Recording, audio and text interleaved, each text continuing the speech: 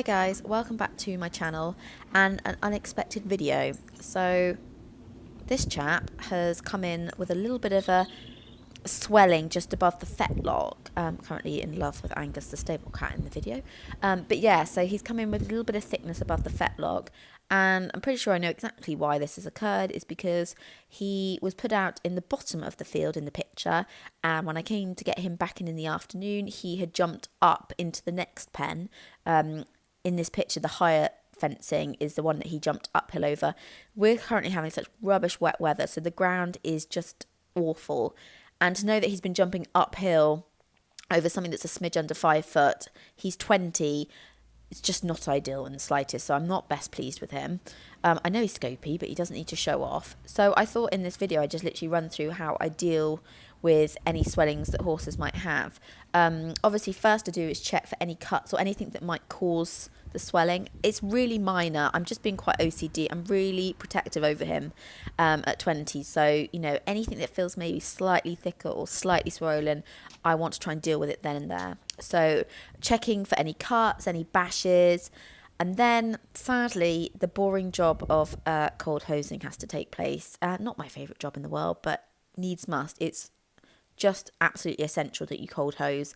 I'll do both hind legs because I know what he was doing out in the field and I want to be as careful as I possibly can. So 20 minutes on each hind leg.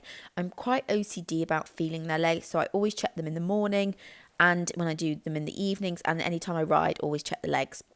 That way you'll know any lumps or bumps they have, you'll know what's right for your horse, what's wrong for your horse. And then hopefully you'll pick up on anything that's not quite right quickly and hopefully stop something more awful happening. So as you can see, the boring job of cold hosing is happening. And then I go and get my favourite things in the world, which is my Cryo chaps, which I only bought last year, currently in the freezer, sharing with the bread. I absolutely love these boots. I brought them actually for using after doing dressage training and if I ever jumped. But they also come in handy when it comes to any injuries. So these ice boots, I literally put them in the freezer for a few hours, take them out, put them on for 10 minutes. They fit so well. They don't budge. They don't drip. And then once I'm done, just chuck them back in the freezer. And I'll do this twice a day at the moment until hopefully the leg comes down a little bit and the heat goes. So as you can see, they are amazing. I mean, when I used to event, I used to have the ones that were really wet and used to dunk them in the bucket and they used to drip and move all the time, and the horse absolutely hated it, whereas he will happily stand with these on. So obviously I wanted to check that he wasn't lame at all, so I did take him out into the school for just a little walk around and then a trot up and a little lunge, just so I could check how he was moving. Obviously he had to have a roll, could be criminal not to. So you might notice that he hasn't got the best skin. I'm going to actually talk about that in another video. He has really bad allergies, and the result of that is that he tends to annihilate his coat.